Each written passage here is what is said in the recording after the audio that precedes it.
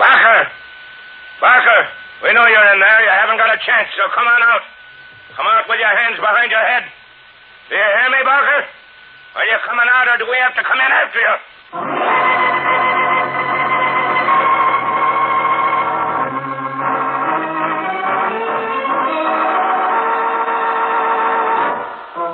Perry Mason and Homicide Lieutenant Tragg stand on either side of the closed door, behind which, they believe, is the murderer, Bill Barker. According to the tip given Mason by a friend, Barker must be there. And Mason and Tragg are sure that Barker is well armed and desperate. Well, we're going to come back to Mason and Tragg in just a few moments. But first, in the living room of the Tragg home, Tragg's wife stands beside a radio that is tuned to the police calls. Stands quietly as she hears... Calling 387-415-12. Proceed to Edmund Street. 387-415-12. Go to Edmund Street. Block all entrances and exits. Barker believed hiding in store building. Barker believed ready to escape by boat from warehouse dock. River Patrol and Harbor Police will cover dock. Lieutenant Tragg already at scene. Take orders from Lieutenant Tragg. Nora says... Repeating. Calling 387-415-12. Police radio? Yes, Tragg made it himself, so he could tune in on all the calls. He likes to listen to the police calls, as if he doesn't hear enough of them during the day. It's like a motorman taking a ride on a streetcar on his day off. But if Tragg likes it, What was you saying about Nora? Just that she finished all her eggnog, and that she's settled down to take a nap. Rate she's going, she'll be fine, out of bed in a couple of days. Thank you, Martha. But I'm afraid I won't be able to say the same for you. What? Sit down, Harriet. Well, And let me get you an eggnog. Oh, no, thanks. You can worry just as well on a full stomach as you can on an empty one. Well, I learned that during the war, when I'd be without news of Dick for months at a time. Every time the doorbell would ring or the telephone, I'd worry that... Well, I couldn't go without eating forever, and I couldn't stop worrying. So I learned to worry and eat. Now, may I get you an eggnog? No, not now, thank you. Your husband was killed, wasn't he? In 1944. We were married in 42. We really never got a chance to know each other. He went overseas right after our honeymoon. He never came back. Oh, I'm sorry. Oh, it's all right. I don't mind talking about it. Maybe I sort of like talking about it. It was sweet with Dick. But I never got to know him.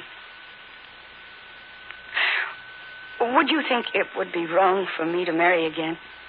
After 5 years? I should say not. Because I may. Oh, good. It's funny. Here we are neighbors. Neighbors for how long is it? 2 years? And we hardly know anything about each other. Yeah. But that's what I like about a city. What? Your neighbors have to take you at face value in a city. There's no gossip and no... Oh, not that I have anything to hide, of course.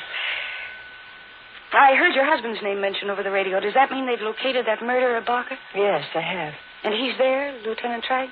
Tragg's there. They're sending squad cars to help him, but... Oh, I just hope he'll wait. Oh, I'm sure he will. Stands to reason. Well, I've got a hot-headed husband, Martha. I know him like a book. Maybe he'll start thinking that if Barker got shot trying to escape... See, my husband's a simple man. He wouldn't like thinking of Barker getting free. Oh, I hope he takes it easy and careful, but... Gee, I'm sorry. Don't be. I'm a cop's wife. I knew what I was getting into. I suppose by now I ought to be used to it. But this is something you can't get used to. That's right. What? Get out of that chair. Walk. Do something. Oh, It's always easier when you're busy, Harry. Shall we go start dinner? Well, it's... I know it's early. And I know that you want to listen to that radio. Yes, I do. But let's go back into the kitchen for a while, just the same. And we'll start dinner... I know we'll make a big dinner, a big victory dinner for Lieutenant Tragg when he comes home. Come on, Harry. Whatever the news is, you'll hear it soon enough. I know. And in the meanwhile, let's keep busy.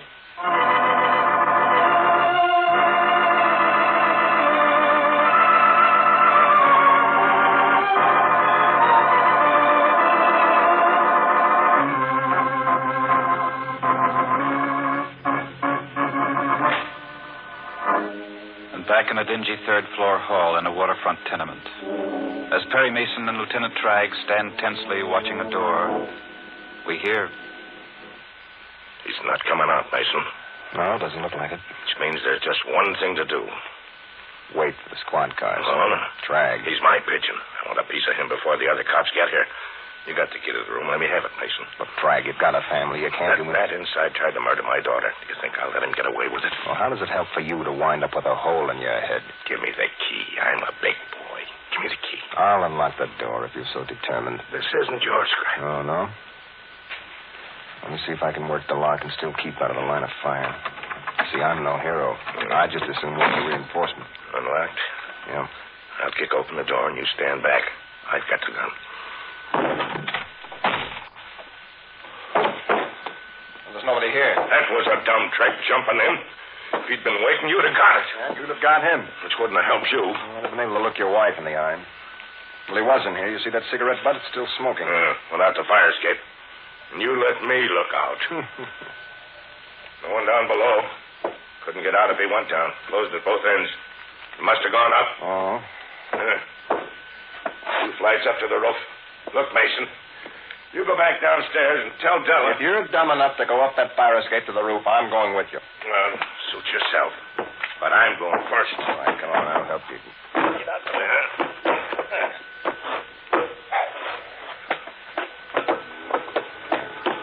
Now I know what a clay pigeon feels like. Well, nobody shot at us yet. I don't think anyone will. Huh? I don't think Barker will shoot unless he has to. I wish I felt that way. He doesn't want to stand and fight. He wants to run. If he gets to the river before he's cut off, maybe he stands a chance. We're at the roof. Mm-hmm. I'm going over. Come on.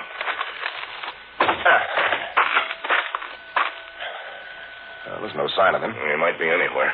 Dozen roof entrances. Might be behind any one of them. Or gone.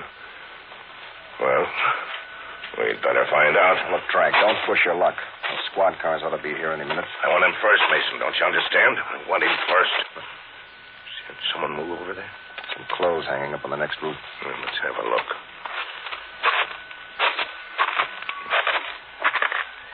Well? Now we'll find out. This horse is his hand. Uh-huh. The boys will have the place surrounded in a minute. I think he's behind that clothesline. You hear those sirens, Barker? And you know you haven't got a prayer. The street's full of police, Barker. And the river's full of harbor police. Don't be a sucker. Give up. Yeah, that'll be the boys down below finding out what's what from Della. Barker, don't be a fool. Give up. Tragg, there he is. Huh? To the left, behind those chimney pots. Barker. He's going to run. Don't be a fool, Barker. Oh, there's your answer. Throw that gun away, Barker, and put your hands up. The place is alive with cops. Watch it, Mason. All right. Have to jump here. Tragg, he's making for the other end. Yeah, by the warehouse. We'll have him trapped by the warehouse. He's mine, remember. Missed again. He's jittery, scared. He'd never missed twice. Throw down your gun before I start shooting, Barker. Tragg, what is it? It's my leg. My leg, I can't get him. They'll have him before I get him. Tragg, give me your gun. You're not a cop. He might get away. Give me your gun. The cops handle it. Of all the luck. And I wanted to get him myself. Where is he now? Behind the shed. Tragg, give me your gun. All right, here. Don't let him get away, Mason. Don't let him get away. I won't. And don't be afraid to use that gun. You're my deputy, Mason, so don't worry about using that gun. Just worry about Barker getting away.